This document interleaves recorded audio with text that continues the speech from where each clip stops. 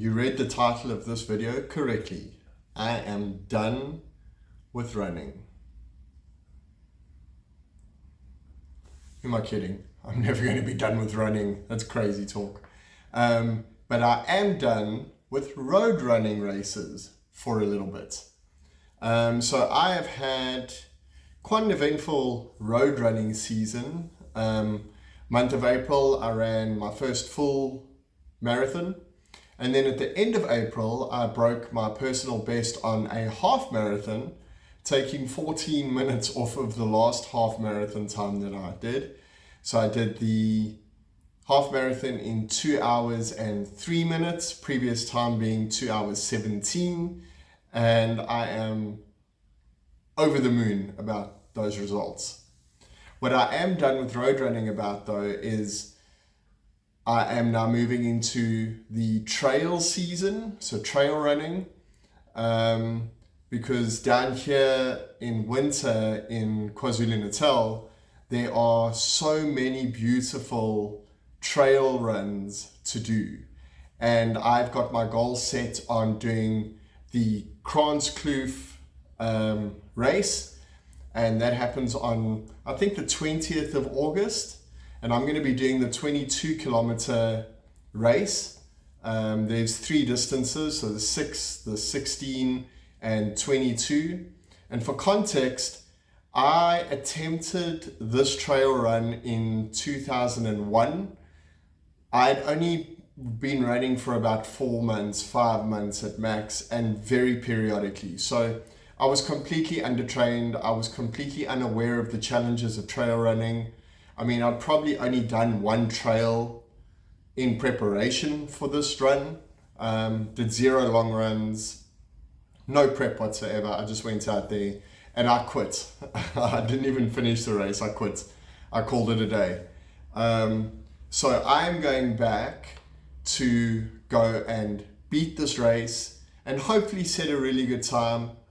But it's going to be a nice challenge. So I thought I would spend a little bit of time in this video just chatting about the differences between road running and trail running and what I've found. So this is purely my own opinion, but it's, it is what it is. So the kind of main differences that I've found with road running and trail running is, one, obviously the environment. Road running can be quite monotonous. You do get to see a lot of really cool places, especially for somebody, for somebody like me that hasn't lived in an area for very long, like living in Durban. I get to explore the city on road runs. The beautiful thing about trail runs though is that you are out in nature, and I get to go really and explore, just incredibly beautiful places around the country. Last year I did a run called the Mgeni River Run, and it was absolutely spectacular. You cross the Mgeni River, it really is wonderful. And down here in KZN, in the Midlands, there are so many amazing places. So it's a change of environment and a change of mindset, which is great. The second thing that's different is the training. So there's a lot of strength and conditioning training that you have to put in for trail running, because you're using different muscles in different ways when you are trail running. You have got a lot more ups and downs. You've got a lot more like sneaky little routes that are cropping out. You've got different weather conditions. You have to deal with mud and potentially some rain, low-hanging branches. There's a lot of stuff that you've got to keep going, looking out for. Where on road running, essentially you're running on the same spot for 42 Ks or 21 Ks, whatever that is. So it takes the mental game a little bit out of it. Where trail running, you've got to be way more active mentally on where you're at, how you are stepping, what is around you, being aware of trail runners around you as well. So, there's a lot of things that come into it that is a lot different. And the best way to train for these runs is to do trail runs. It's that simple. but also getting into the gym and doing a lot of strength and conditioning, more so than you would for road running. So you got to make sure that your hamstrings are well trained, your quads are well trained. There's a whole bunch of different ways of doing it, and perhaps I'll do a video on that, on the training. But yeah, definitely training is something else. And then the third thing is your nutrition or your race day prep. Most road runs, for longer runs, will have a variety of water points that you go in and use, and you can kind of get away with having a water every 3-4 Ks, maybe a sip of Coke, a banana or two. Some of the races have that sort of sustenance. Trail running is different. Trail running, you go for a long time without seeing an aid station.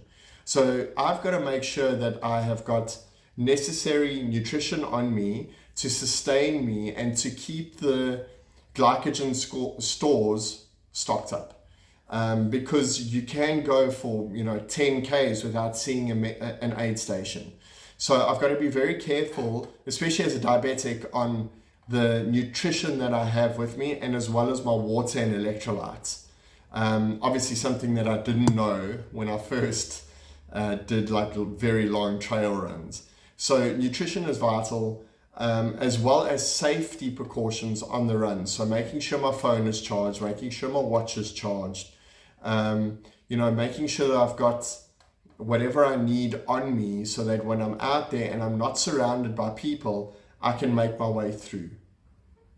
The fourth thing is knowing the route. And a lot of us on the road will go and check the route, but it's usually the same sort of run. And usually what we're doing is we're checking for elevation.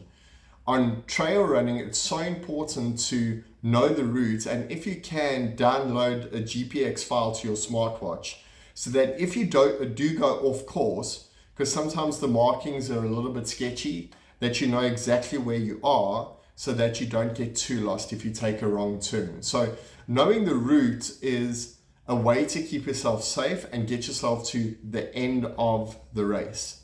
So it's vital that you kind of know that. I think the elevation and whether it's uphill or downhill, it's a trail run. Whatever goes down must come up, and whatever goes up must come down. So you're going to know that.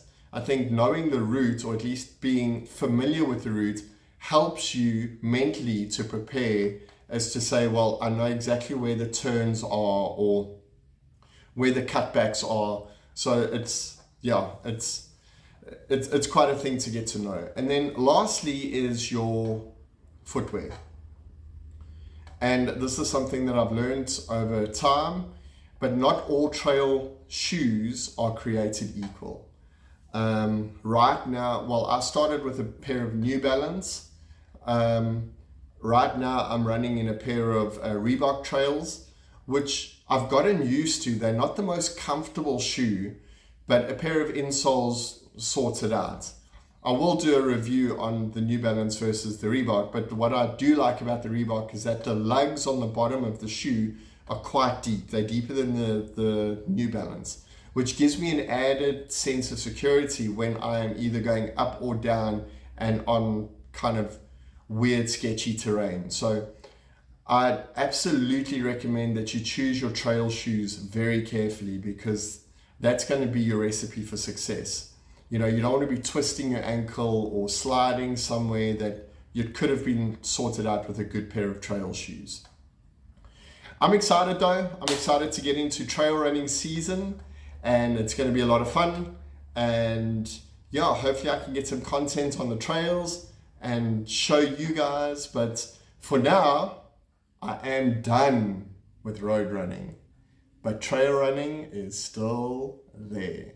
So good to be back with you guys. It's been a bit of a crazy time traveling and running and training, so I'm glad to be back. But if you like this video, please give it a thumbs up. Remember to subscribe, share it with your friends and family. And like always, I may not see you on the road, but I will definitely see you on the trails.